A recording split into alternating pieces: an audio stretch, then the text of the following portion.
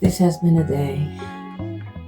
Working with children can be a reminder of your childhood or a reminder of maybe what your own family had dealt with. So today was a day where I needed to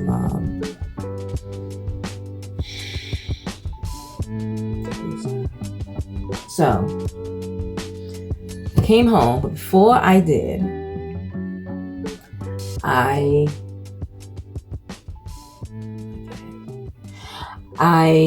picked up some groceries from an organization that helps people who's getting assistance from the state or have a certain income. So I want to show you what I got. I usually don't get this much, but I wanted to get extra this time because it's close to the end of the month, and to see if there's anything in here that my daughter may want.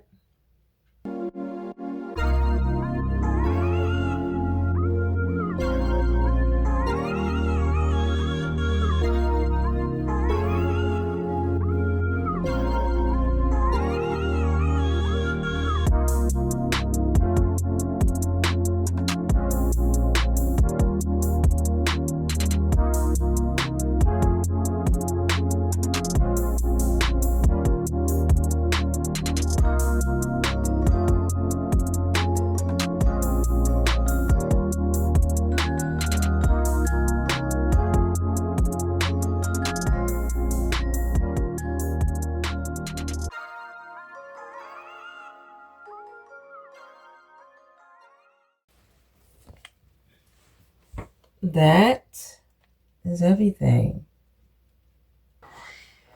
Why did I show you this food haul? Food haul. So I got all this food for free because of my income. Now, I want to mention this. This is how I see it, because this is how I see it. But if you are in a season of your life where you need resources, no matter if those resources is someone's time, if it's food, if it's money, whatever that is, if you may need someone to take you to work or take you on your errands, use those resources. Because the earth is the Lord and the fullness thereof. Everything that you see around you, God owns it. Like, it originated from his idea. He gave someone an idea. With all these contraptions that we have, he gave someone an idea. And those people, they executed it. And we have all the things that we have. We have a refrigerator, trash can, whatever. Anything that you see around you, God gave someone that idea. And that goes the same for you and I. My point is, so let me stay on track. If you are like me, who is on this journey depending on God, and you need to make some phone calls or connect yourself with an organization that offers food that you don't have to purchase, but you have to qualify for, whether you qualify for it in your area or whatever, whether it's a food bank, whatever it is, this is the Lord's. And the fullness thereof of this comes from him. My hope is that when you are in a season where you need resources outside of within your household or within your family, that you do not feel ashamed of it. Now, the social worker in me, as well as this me as regarding my core values, let's not abuse the system. If the Lord allows you, directs you to resources, that is his way of providing for you. God being Jehovah Jireh, him being our provision, is not always going to look like the way you prefer it. It's not always going to look like a tangible thing, right? He can provide for us mentally, emotionally, of course, spiritually, physically, There's are many different ways that we need the Lord, that we need to depend on him. I've been working since I've been 18 years old, consistently on and off, but I've basically always worked. So anytime I need to utilize resources that I'm able to receive based on my financial situation at the time, I'm going to use it. Because at some point, I made deposits in this. So when the time comes when I need it, prayerfully the door is open for me to receive it. I'm just saying, I'd rather work hard for what I have. I'd rather work for what I have. Always got to be hard, because I worked this weekend and it was sweet. It was sweet. I'm now thinking about the children of Israel, right? They in straight up bondage. And the Lord, in all the many ways, he was bringing his people out of bondage. The people started complaining about how the Lord was choosing to provide. He sent manna, he sent quail, and they was getting sick and tired of it. They was talking about going back and being slaves because they ate better. God's provision is what he allows for you and I. And it's nothing to be ashamed about. As you walk on your journey to reclaim your voice and depend on God, there's many things you're going to have to keep to yourself. Because there's a lot of people that's going to cause you to start being doubtful and bringing in they're going to start spewing all their stuff on you. As long as if it is God's way, that you are not just out here again abusing something or someone, you receive your blessing. So I'm going to tidy up, clean up. I got dishes I have to do, and put this food up and figure out which snack I'm going to eat, because I need a snack. Like I said, it was a rough day at work, and then as I'm snacking, I have to work on the organization that I am connected with. I have to update the website because it is, again, the season of thankfulness, but also the season of giving. So the organization that I am with, Life Turning Point of Philadelphia, where we temporarily house homeless women and children and provide them a biblical standard regarding life skills and teaching them finances and parenting and all those things. I have to update the website to prepare for Giving Tuesday, which is December the 3rd. So if you are seeing this and you are interested in helping women and children, I will definitely put the info in the description, or I'll pop it on the screen, whichever one. But you will have that information in case you want to check it out. But let me go and take care of all this food. Wind down, because my brain is still a bit scattered, and get myself together to get some work done.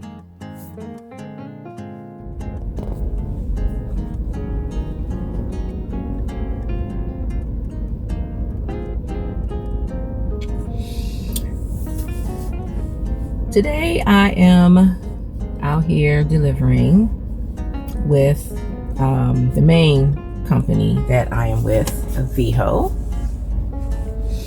It's a good, very good route. I am happy about it, and I'm looking forward to a good day. A couple hours, 5, hopefully not 6, but 4.5 hours to 5. Right now it's about almost 9:30, so hopefully by the time it's dark, I'm done. I'm back home. And it's a dreary day. It's raining, but not too hard, so looking forward to this route.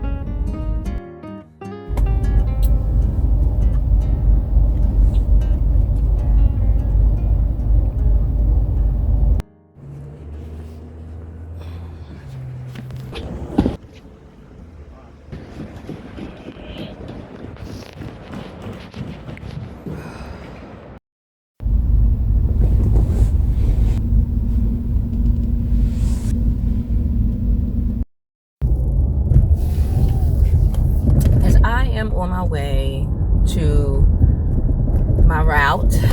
I just want to share a resource to you. So the first resource is my podcast, which is called Reclaiming Your Voice. And on the podcast, I talk about different topics. However, the foundation of Reclaiming Your Voice is the same as what it is on the YouTube channel. For you to understand that no matter what you have gone through in your life or what you are going through in your life now, that do not allow it to take your voice. Because one of the many plans of the enemy against us is for him to take our voice.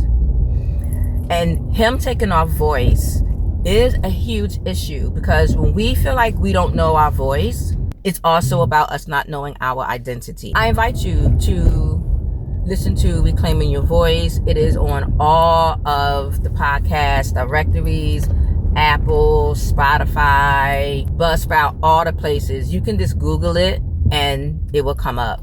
As we are on this journey, depend on him for your healing.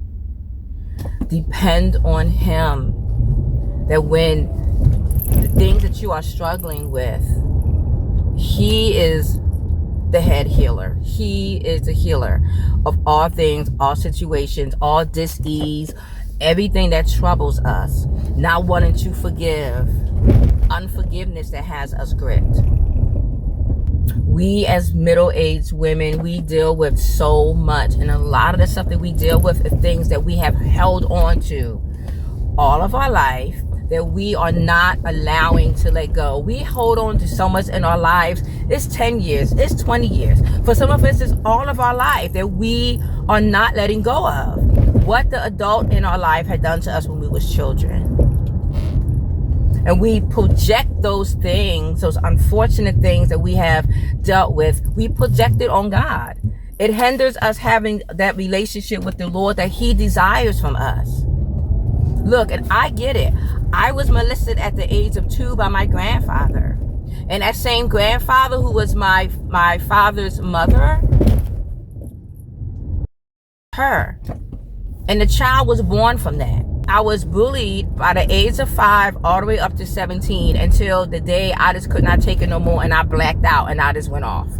In school, at the school's cafeteria. Not feeling loved, not feeling provided for, not feeling protected. My father was never in my life. I never had a relationship with my father. The first time I met my father, it was like a horror story, like legit. We are holding on to so much pain that being middle-aged, we supposed to be thriving. And I'm not saying life is going to be perfect, because that's not reality. We are going to deal with some things. We are going to have challenges. We are going to have to suffer. But it's a wonderful thing if we can get to a place that we can also have joy in the midst of pain. Like, imagine that you can actually have joy in the midst of pain. Joy in the midst of suffering. As you face those emotions, I'm not saying put them away, because that's the problem. That's why we so bound. We have the creator of the universe, capital G, who loves us and knows all and knows everything, that he is so willing to heal us and to take all of our anger and just throw it at him. He's strong enough. If he was strong enough to save your soul from the bondage of sin and death, if he was strong enough to send his son to become human in the flesh, to have this experience for you and I, so that we can be reconciled to the Father through his life, his burial, and his resurrection, he's strong enough to handle your pain and what you say to him. You know, we have to let this go, middle-aged women. We have to let this go and have faith that God will do what we feel as though is impossible. So that was more than I thought about I was going to be sharing. But it's time to heal. It's time to let it go. It's time. It's time for you to experience the freedom that only Jesus can give you. It's time. It's time. It's time for us to stop being weary. It's time. Even if you are estranged from your children, even if you're estranged from your grandchildren, I'm telling you, on this journey, I'm going to be sharing a lot of things that I've experienced.